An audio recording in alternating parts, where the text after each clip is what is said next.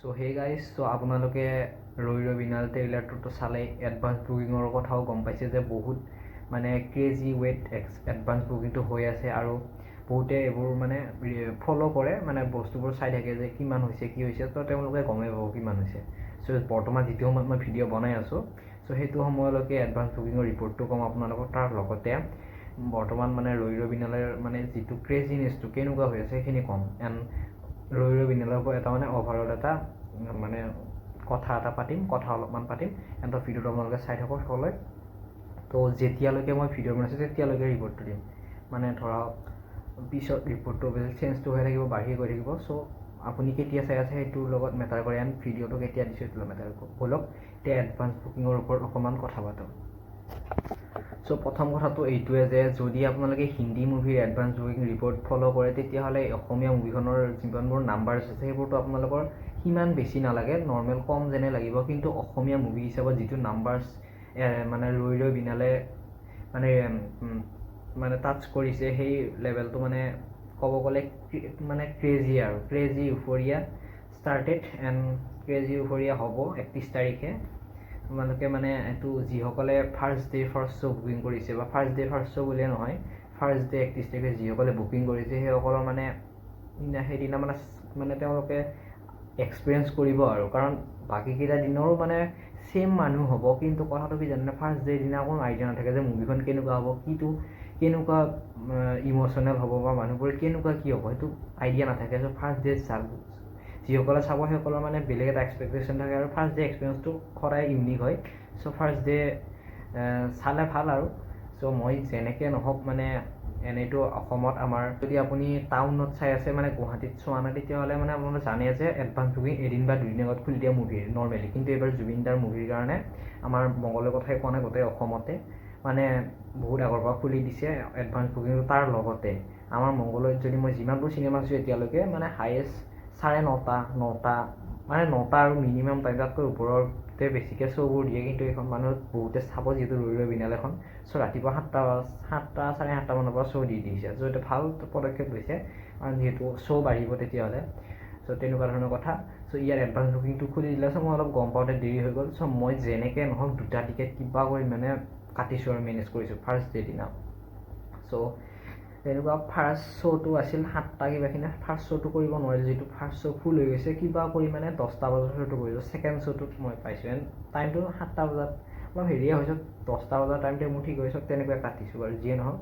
চ' advance বুকিঙৰ এতিয়া কথা ক'ব গ'লে আপোনালোকে গমেই পাইছে যে এতিয়ালৈকে মই যেতিয়ালৈকে ভিডিঅ' বনাই আছোঁ 1 crore প্লাছ এডভান্স বুকিং হৈ গৈছে। ফাৰ্ষ্ট ডে বুলিয়ে নহয়, গোটেইকেইটা মানে দিন মিলাই কিনে হৈছে আৰু অনলি 31 তাৰিখৰে হোৱা নাইতো, মানে 1 তাৰিখৰো হৈছে। তেনেকৈ মিলাই কিনে 1 crore প্লাছ হৈছে।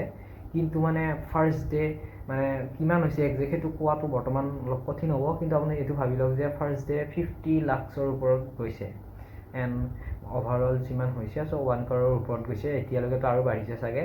এণ্ড যদি আমি বুক মাই শ্ব' কথা ক'ব যাওঁ, প্ৰায় ঘণ্টাত 3,500 4,000 টিকেট শ্ব' লৈ আছে, আৰু প্ৰায় মানে আপুনি 24 আৱাৰ্ছত চালে 69ৰ ওপৰত যাব, 69Kৰ ওপৰত, মানে 69,000 অৰ 70,000 তেনেকুৱাৰ ওপৰত যাব, মানে 24 ঘণ্টাৰ কথা কৈছোঁ দেই। মানে যিহেতু এতিয়া খুলি দিয়া 2দিন 3দিনে হ'ব, আহি 2দিনমান হৈছে।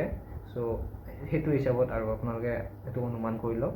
এণ্ড বুক মাই শ্ব'ত এতিয়া 69.2K প্লাছ, মানে 70K ধৰি লওক ইণ্টাৰেষ্ট ৰেট, মানে যিটো বুক মাই শ্ব'ৰ ইণ্টাৰেষ্ট ৰেট সেইটো বাঢ়িছে। এণ্ড অভিয়াছলি লাহে লাহে বাঢ়িব। কিন্তু অসমীয়া মুভি হিচাপত বুক মাই শ্ব'ত 69,000 মানে 70,000 বঢ়াটো মানে ক্ৰেজি আৰু ক্ৰেজি হয়। যিয়ে নহওক ফাৰ্ষ্ট ডে ফাৰ্ষ্ট শ্ব' যিসকলে বুক কৰিছে, চ' চাওক গৈ আপোনালোকে, মানে এটা ক্ৰেজি এক্সপিৰিয়েঞ্চ পাব। এণ্ড বহুতে টিকেট পোৱা নাই, সকলোৱে যাওক আৰু চাওক। বহুত দিন চলিব, টেনশ্যন ল'ব নালাগে আপোনালোকে। টিকেট পোৱা নাই বুলি মানে ইমান হেৰি নাখাব, পাই যাব আপোনালোকে অতি সোনকালে। চেক কৰি থাকিব, বুক মাই শ্ব' চেক কৰিব, বা বুক মাই শ্ব' এভেইলেবল নাথাকিব পাৰে। চ' বেলেগত যিবোৰ নিজৰ ৱেবছাইট আছে থিয়েটাৰ হলবোৰ, সেইবোৰত যাই কিনে আপুনি চেক কৰি থাকিব। চ' তেনেকুৱা কথা। এতিয়া ৰৈ ৰৈ বিনালে আপোনালোকে গমেই পায় এখন মিউজিকেল মুভি হয়। এণ্ড এখন 2 hours 26 minutes, এণ্ড আপুনি এটা ভাল এক্সপিৰিয়েঞ্চ এটা পাব। এণ্ড এইখিনি 31 তাৰিখে ৰিলিজ হ'ব গৈ আছে, সকলোৱে গমেই পাইছে।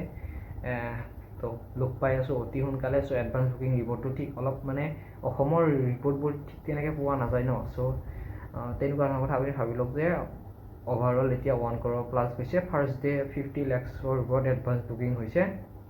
তো অপেনিং মোৰ মতে মিনিমাম ল'ব 1 crore ওপৰতে ল'ব লাগে।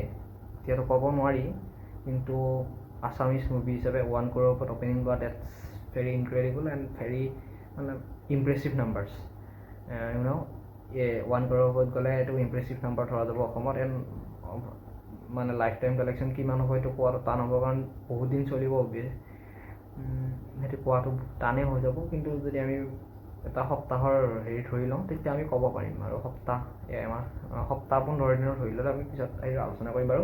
যিয়ে নহওক এইটো আছিল ভিডিঅ', আৰু সকলোৱে যাওক ৰৈৰ বিনালখন চাওক। এটা ধুনীয়া কালেকশ্যনৰ সৈতে আমি এখন মুভি মানে গোটেই ভাৰততে নহয় মানে সকলোৱে জানিব লাগে, তাকে আমি এইটো প্ৰচেষ্টা কৰিব লাগে। আৰু বাকী নতুন এটা ভিডিঅ' লগ পাম। Till then take care and আকৌ ক'ম জয় Zubeen da and justice for Zubeen Garg. মুভিখনৰ পিছত আপোনালোকে হেৰি নকৰিব, মুভিখনৰ সকলোতে জাষ্টিছ দিয়া আছে। চ' আমাৰ ভিডিঅ'ৰ টাইটলত থাকে, ভিডিঅ'ৰ স্ক্ৰীণত দিওঁ, আমি সকলোতে দিওঁ যাতে এইটো বস্তু বেছি প্ৰচাৰ হওক।